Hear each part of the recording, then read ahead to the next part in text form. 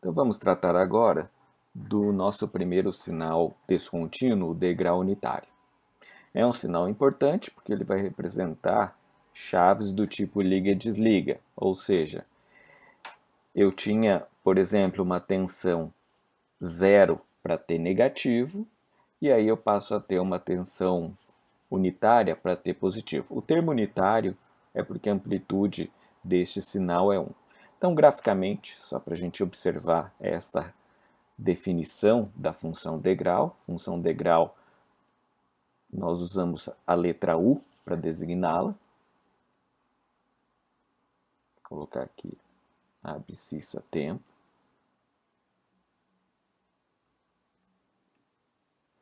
Então, para T negativo eu tenho amplitude 0, para T positivo eu tenho amplitude 1, e para T igual a 0 eu tenho amplitude meio.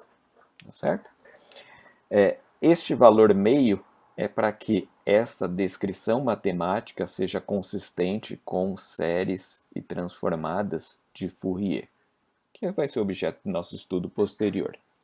Então, quando a gente trabalhar com a representação de série de Fourier, de transformada de Fourier da função degrau, a gente vai observar que o resultado vai exigir este meio, exatamente nessa posição.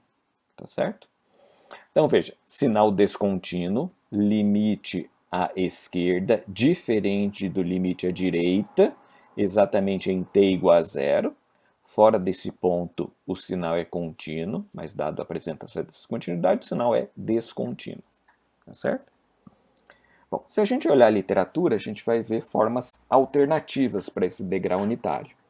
E todas elas dizem respeito ao que acontece com o de t para t igual a zero. Então, essa aqui é o motivador dessas diferenças, tá certo? Então, vou fazer aqui graficamente para a gente observar. Então, nesta primeira forma alternativa, eu tenho degrau 1 para t igual a zero. Tá certo? Então, aqui, ó, t igual a zero.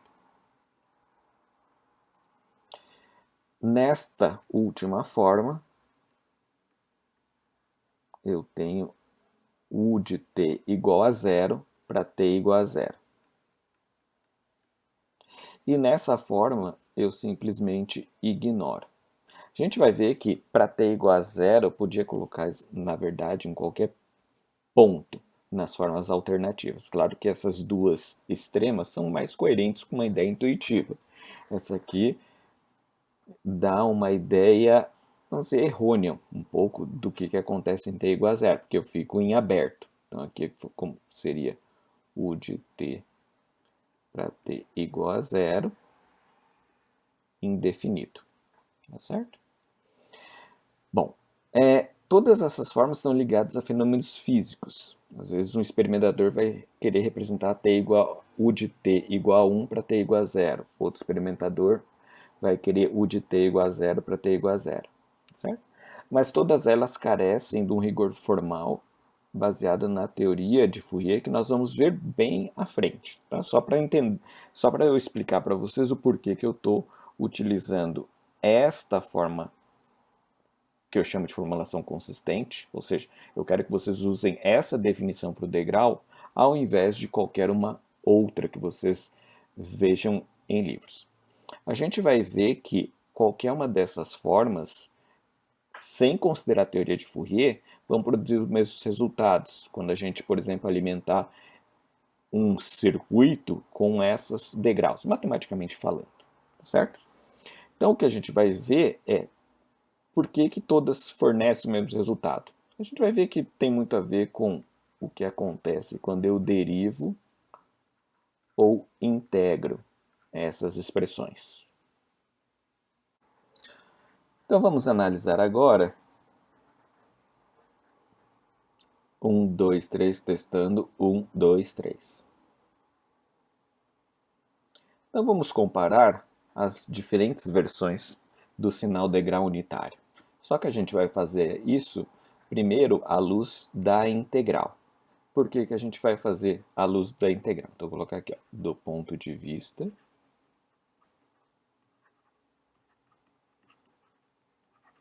da integral. Vou começar com a integral, depois da derivada diferencial. Por que isso? Porque nós vamos resolver problemas envolvendo equações diferenciais. E essa resolução vai exigir derivações, integrações, e a gente tem que verificar se faz diferença eu usar uma ou outra versão do degrau unitário. Tá? Então, para fazer isso, eu vou considerar o seguinte, vou considerar uma função g de t, uma das versões de degrau unitário, eu vou pegar aquela consistente descrita por 1 para t maior que zero, meio para t igual a zero e zero para t negativo. E vou escolher ao acaso uma outra versão. Eu vou utilizar aquela onde o degrau é unitário para t maior ou igual a zero. E zero, caso contrário. Então, do ponto de vista da integral, eu vou verificar o seguinte. Veja, integral, porque eu vou calcular uma área. Tá? Depois derivada e inclinações. Ponto a ponto, certo? Então, eu quero saber se a integral de g de t, de alfa até beta, é igual, minha dúvida, à integral no mesmo intervalo da h de t, da outra versão do degrau, certo? Isto à luz de alfa tem que ser, vamos colocar aqui, menor que zero e beta tem que ser maior do que zero, tá certo?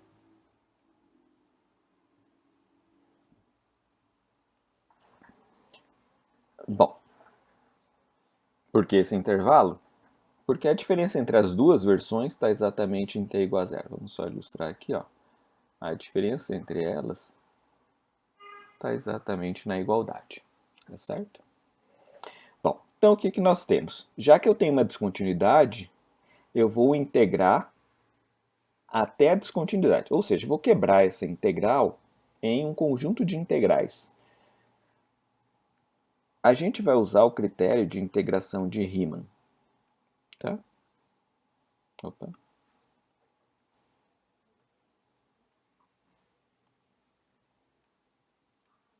Tá?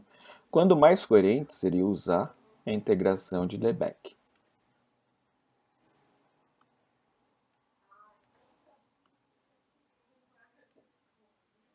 Vocês vão ver que no procedimento de cálculo dessas áreas, a gente vai ter que fazer uma suposição quando a gente utiliza Riemann. Já se eu utilizasse Lebesgue, já resolveria isso sem dificuldades. Tá? Como a gente normalmente não vê integral Lebesgue, isso aqui é só para uma curiosidade, tá? Não vai fazer diferença para a gente.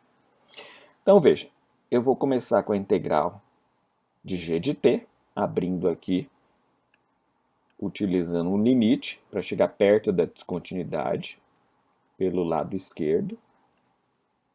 Vou usar uma variável auxiliar e eu vou integrar de alfa até menos e, a g de t,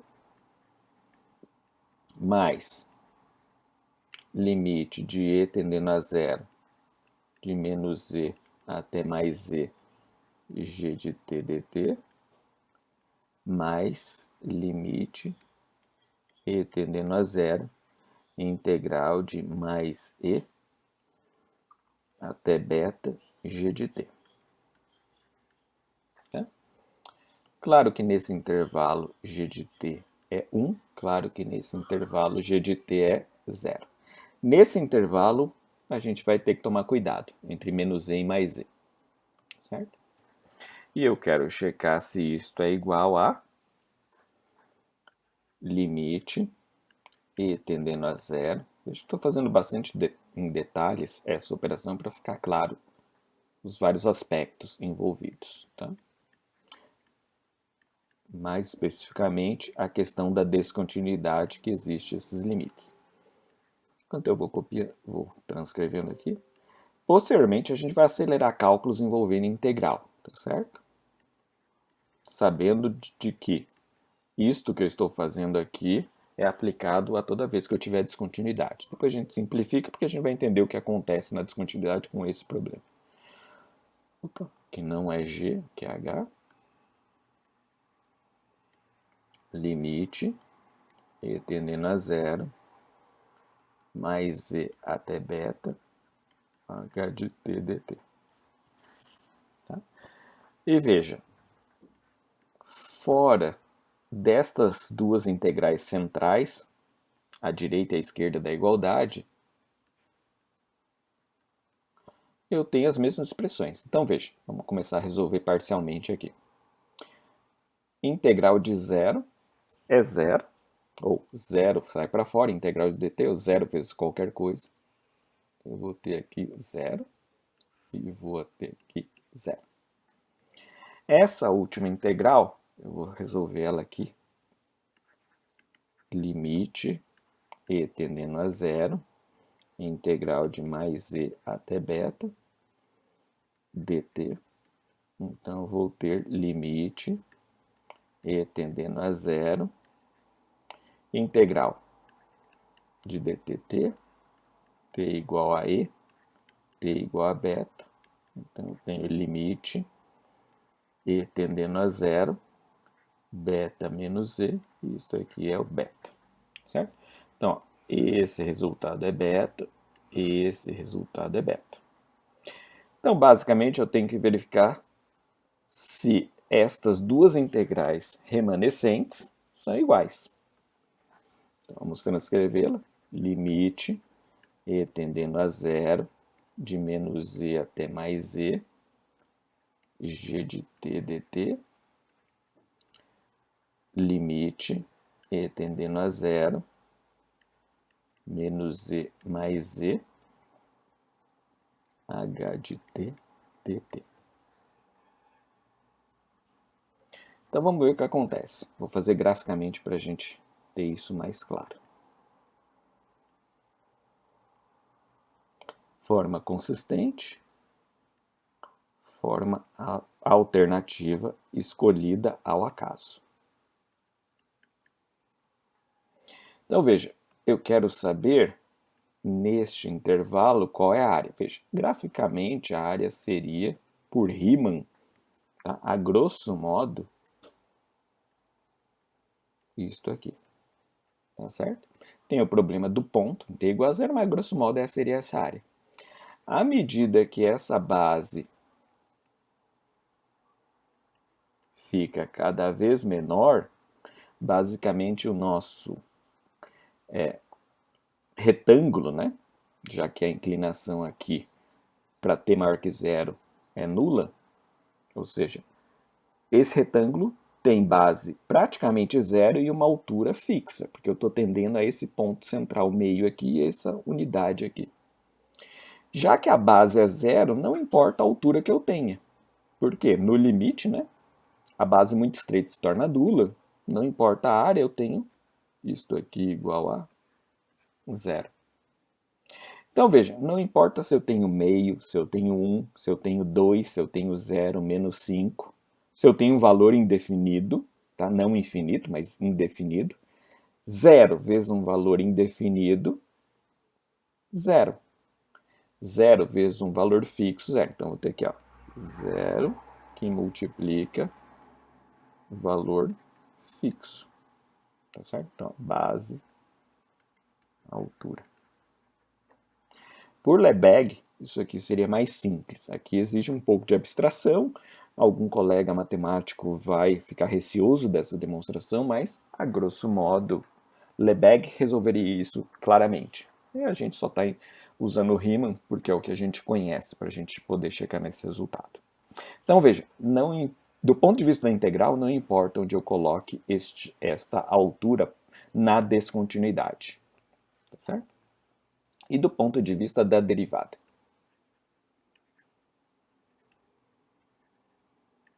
Reforçando, derivada integral são operações que nós vamos ter aqui em sinais sistemas.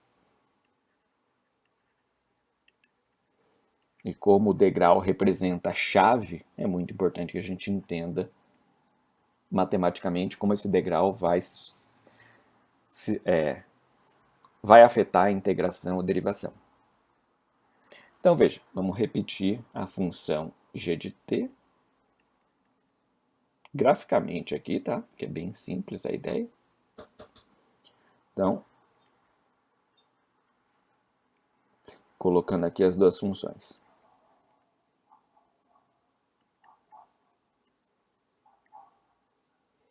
Então, veja, se eu derivar a função, vamos colocar aqui,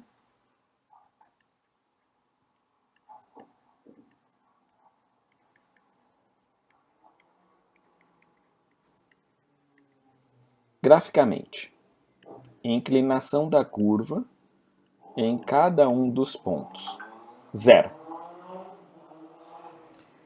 Derivada da curva aqui, também 0. Derivada dessa curva h para t maior que 0, derivada da curva g para t maior que 0. São iguais. E eu vou ter derivada dessa curva 0, derivada dessa curva 0. Certo? Porque a inclinação não tem o ângulo aqui nessa reta a partir de t positivo. Derivada no ponto, indefinida. Então, veja. A derivada de g é igual à derivada de h. Por quê? d de g de t para t igual a 0 é igual a derivada de h dt para t igual a 0, que é indefinida. Nos dois casos. Derivada de g dt é igual a derivada de h de t dt,